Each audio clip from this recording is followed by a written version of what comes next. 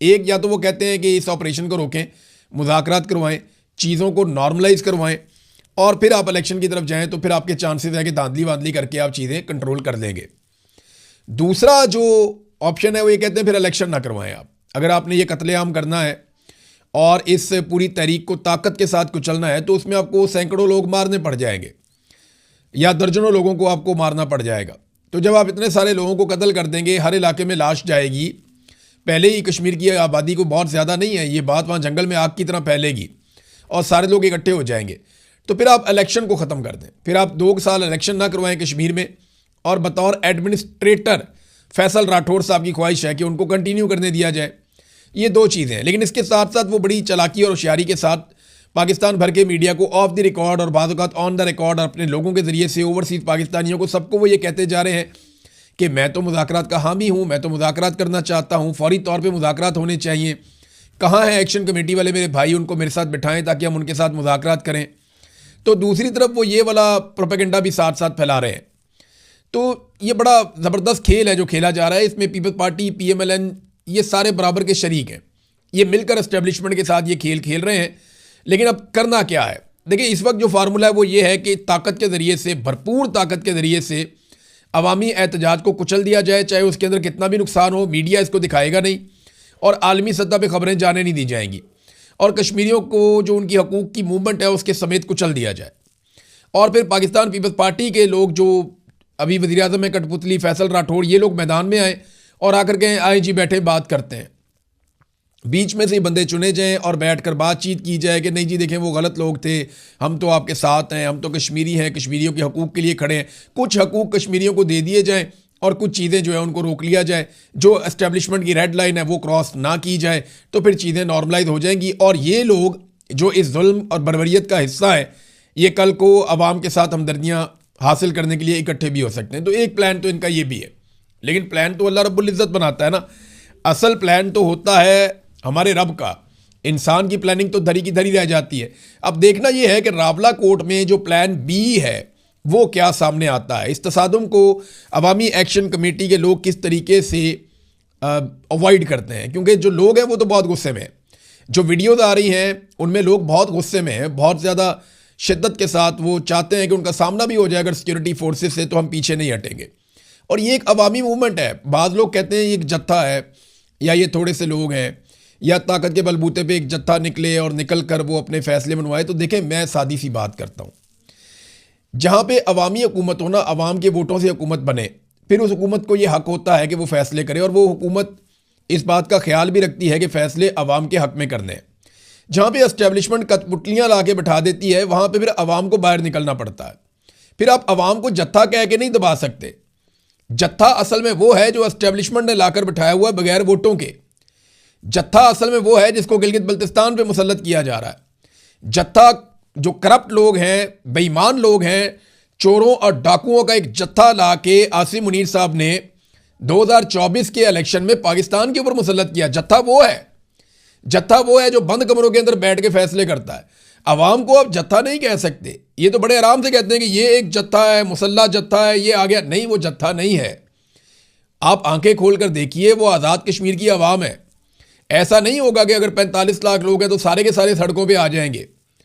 उनके हर घर के अंदर से 1-2 लोग निकल कर आए हुए हैं, और अगर आप उनकी तादाद देखें जो लोग एहतजाज में और मुजाहरों में शिरकत कर रहे हैं, तो उनकी तादाद लाखों में है।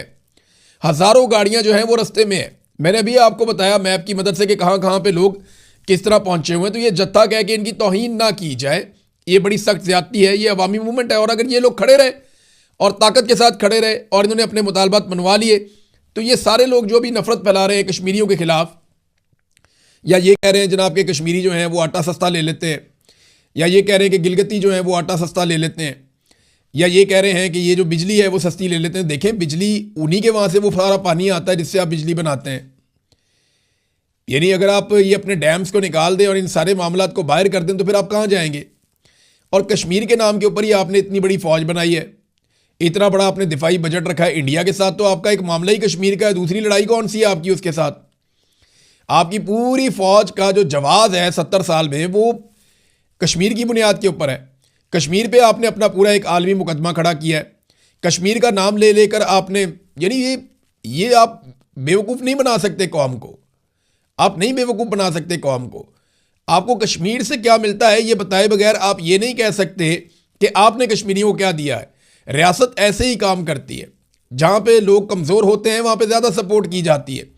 बहरहाल आज़ाद कश्मीर के लोग जो हैं वो अपने लिए आवाज़ उठा रहे हैं, ज़ोर लगा रहे हैं।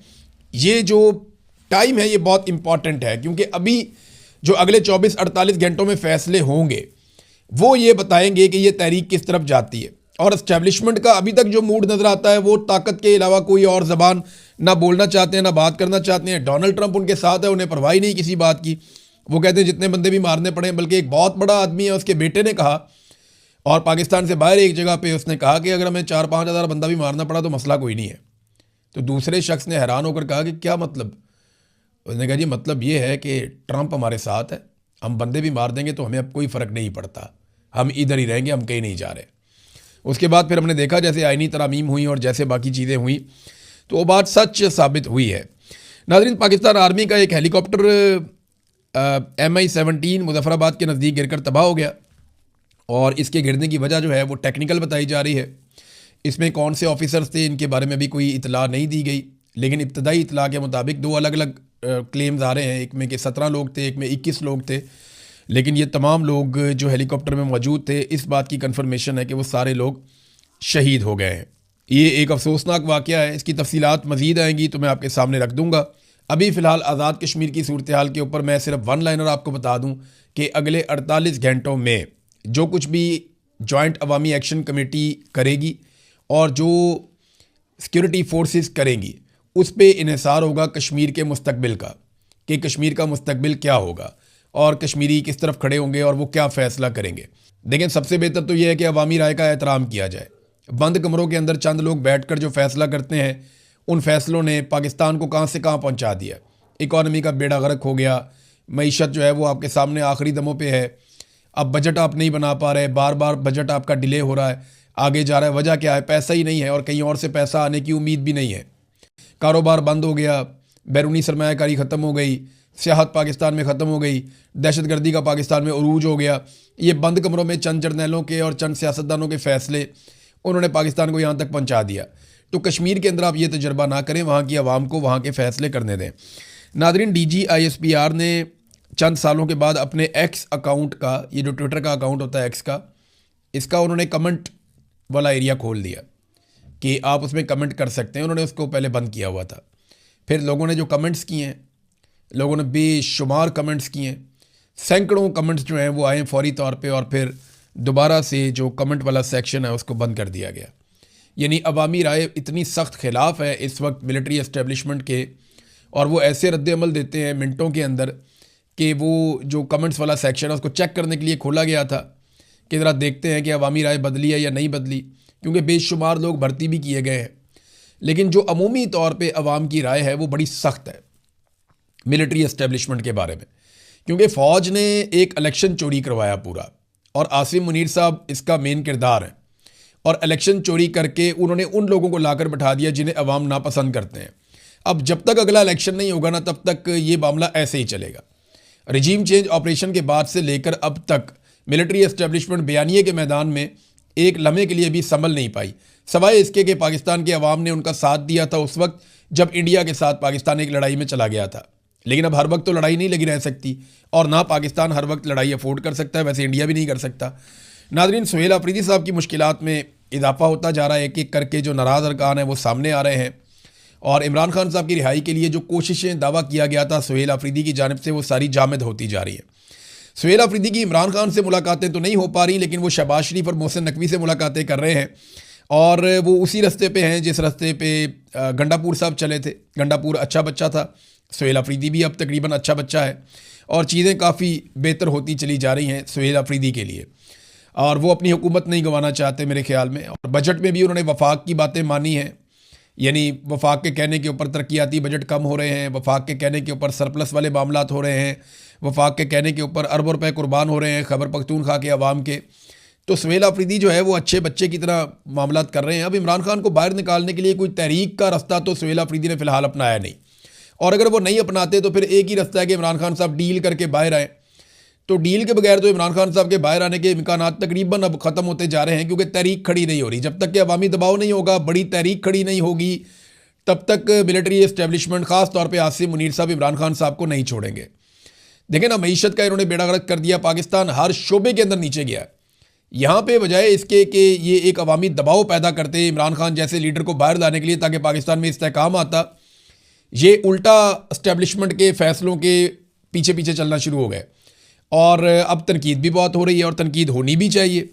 सुहेल अफरीदी को गिरा दिया जाएगा। जो पार्टी के अंदर समझदार लोग हैं पाकिस्तान तहरीक इंसाफ में, वो इसके खिलाफ हैं। वो ये कहते हैं इमरान खान की चॉइस है, फिलहाल इसको चलने दो। लेकिन सुहेल अफरीदी साहब जो कर रहे हैं उसके खिलाफ शदीद रद्द-ए-अमल पाकिस्तान तहरीक इंसाफ के अंदर आ रहा है।